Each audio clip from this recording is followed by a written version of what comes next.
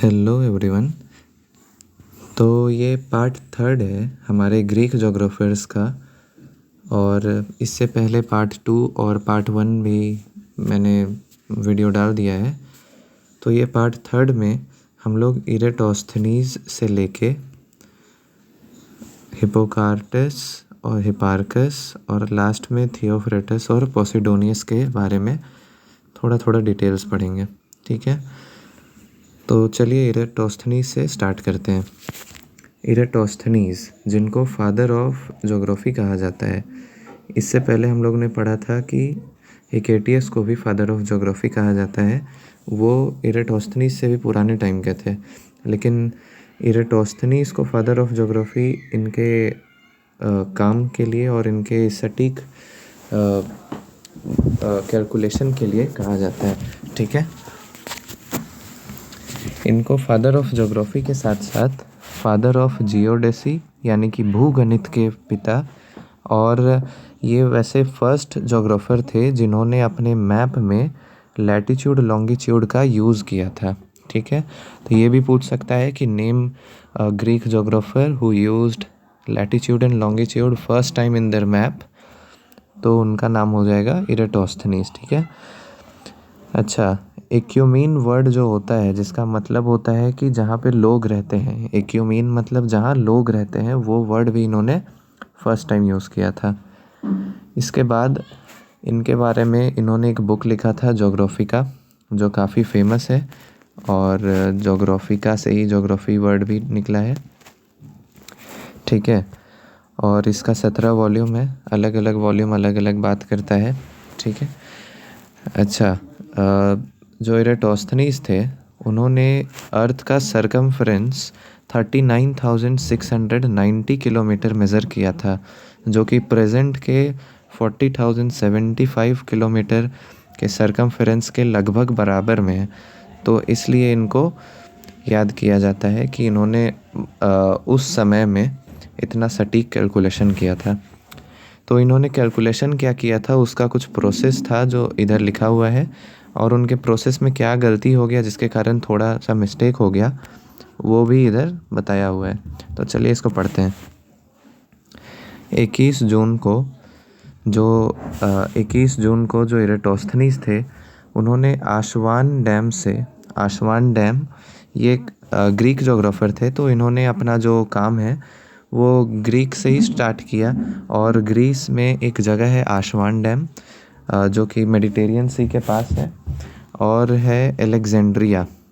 दोनों को ये समझ रहे थे कि दोनों सेम लॉन्गिट्यूड पे है, और 21 जून इन्होंने डे सेलेक्ट किया क्योंकि इस दिन सबसे लंबा रहता है, तो इनको सन के शैडो से काम था। ठीक है, तो इन्होंने माना कि आशवान डैम ट्रॉपिक ऑफ कैंसर पे है 23.5 डिग्री, और एलेक्जेंड्रिया दोनों सेम लॉन्गिट्यूड पे, इनका मानना था। अब इन्होंने थेल्स थ्योरम और नोमोन इंस्ट्रूमेंट का यूज़ करके अपने कैलकुलेशन से निकाला कि इन्होंने जब ये थेल्स थ्योरम और नोमोन इंस्ट्रूमेंट यूज़ किया तो 7 डिग्री 12 मिनट आया इनका उतने आशवान से लेके अलेक्जेंड्रिया तक का डिस्टेंस, जो कि 150 पार्ट था टोटल अर्थ का। तो इन्होंने कैलकुलेशन करके लास्ट में 39,690 किलोमीटर निकाल लिया।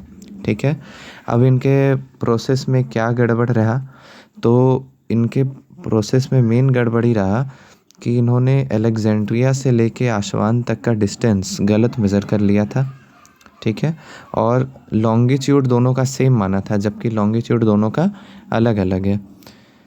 आशवान 24.5 डिग्री पे प्रेजेंट नहीं है, ये 23.5 डिग्री नॉर्दर्न लैटिट्यूड पे है। मतलब आशवान डैम को ये समझे थे कि हम ट्रॉपिक ऑफ कैंसर से स्टार्ट कर रहे हैं,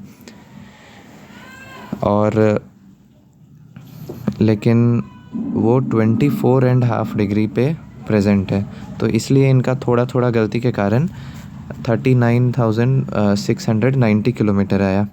ठीक है, ये था एरेटोस्थनीज का। नेक्स्ट जोग्राफर आते हैं हिपोक्रेटस। ठीक है, हिप्पोक्रेटस का बुक फेमस है, उनका बुक है एयर वाटर एंड प्लेसेस। इसमें इन्होंने मैन इन्वायरमेंट रिलेशन और क्लाइमेट कॉन्टेक्स्ट पे बातें की हैं। तो air water and places book इनका है हिप्पोक्रेटस का। नेक्स्ट आते हैं हिपार्कस। हिपार्कस भी इम्पॉर्टेंट हैं क्योंकि ये फर्स्ट जोग्राफर थे जिन्होंने पूरे अर्थ को 360 डिग्री में डिवाइड कर दिया था। मतलब बोल सकते हैं हम लोग कि जो सर्कल में हम लोग जानते हैं कि 360 डिग्री का एंगल बनता है, तो वो 360 डिग्री में डिवाइड करने का क्रेडिट हिपार्कस को जाता है, ग्रीक जोग्राफर को जाता है। ठीक है। इन्होंने एस्ट्रोलैब नाम का एक इंस्ट्रूमेंट डेवलप किया था जो कि लैटिट्यूड लॉन्गिट्यूड बताने के लिए काम आता है, और इन्होंने फर्स्ट टाइम प्रोजेक्शन को भी यूज़ किया।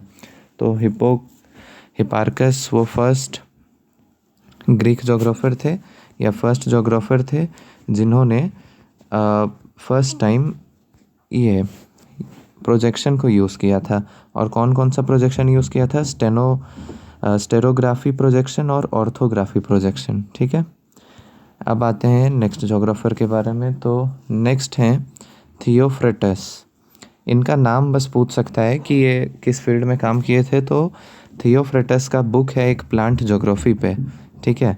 तो प्लांट जोग्राफी में इनका जो बुक है वो आपसे पूछ सकता है कि प्लांट जोग्राफी से रिलेटेड कौन बुक लिखे थे, तो थियोफ्रेटस लिखे थे। और इनसे ऐसा भी पूछ सकता है कि मान लीजिए आपको MCQ में दे देगा कि थियोफ्रेटस बिलोंग टू विच कंट्री, तो ग्रीक के थे। ठीक है। लास्ट आते हैं पॉसिडोनियस। इनके बाद 14 जोग्राफर्स ख़त्म हो जाएंगे। ठीक है।